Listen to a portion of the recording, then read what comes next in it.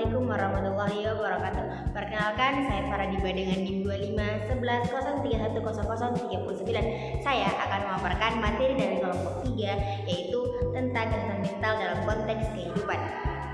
Jadi, kesehatan mental adalah kondisi ketika pikiran dan perasaan seseorang berada dalam keadaan yang baik, sehingga ia mampu memahami dirinya, mengelola emosi dengan baik, menghadapi masalah, serta berhubungan dengan orang lain secara sehat.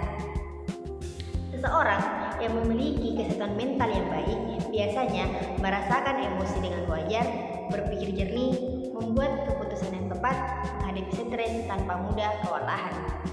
Kesehatan mental bukan berarti seseorang harus selalu bahagia, tetapi bagaimana ia bisa mengelola setiap perasaan, baik sedih maupun senang secara sehat.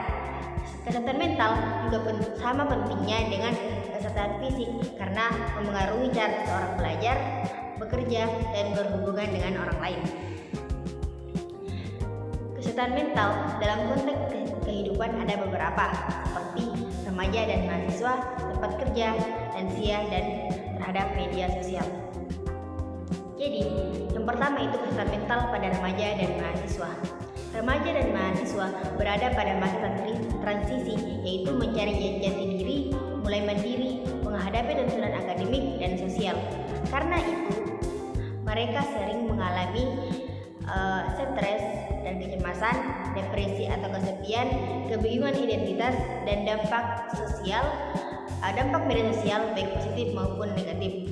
Sangat penting ada edukasi, dukungan, dan keterampilan mengelola stres untuk menjaga kesehatan mental mereka.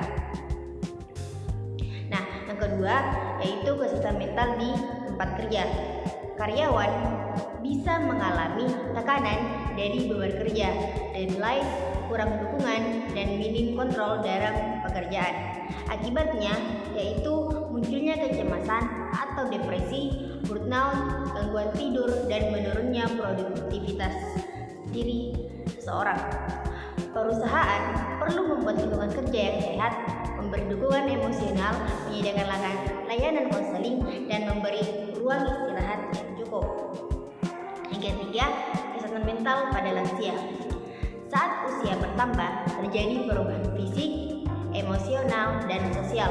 Faktor yang mempengaruhinya antara lain yaitu penyakit kronis, kehilangan pasangan atau peran sosial, kesepian dan kurang dukungan dari keluarga, juga masalah ekonomi.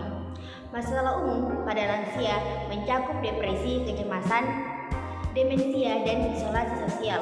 Hubungan keluarga, kegiatan sosial, ibadah, dan stimulasi otak membantu menjaga kesehatan mental mereka.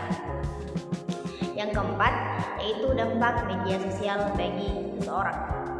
Media sosial punya dua sisi, yaitu yang pertama dampak positif. Dampak positifnya yaitu memperluas komunikasi, sumber informasi, wadah ekspresi diri, dan tempat mencari dukungan. Namun, media sosial juga mempunyai dampak negatif, yaitu yang pertama kecanduan, membandingkan hidup sehingga muncul cemas atau depresi, cyberbullying, gangguan tidur, dan menurunnya konsentrasi diri. Penggunaannya perlu diatur dan diarahkan ke hal positif dan dilindungi dengan fitur keamanan. Kesimpulan singkat untuk materi ini adalah kesehatan mental penting untuk semua tahap kehidupan, baik remaja, dewasa, hingga lansia.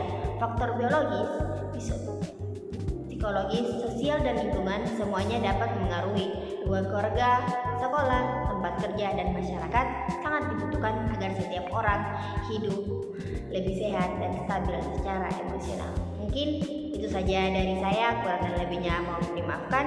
Wassalamualaikum warahmatullahi wabarakatuh.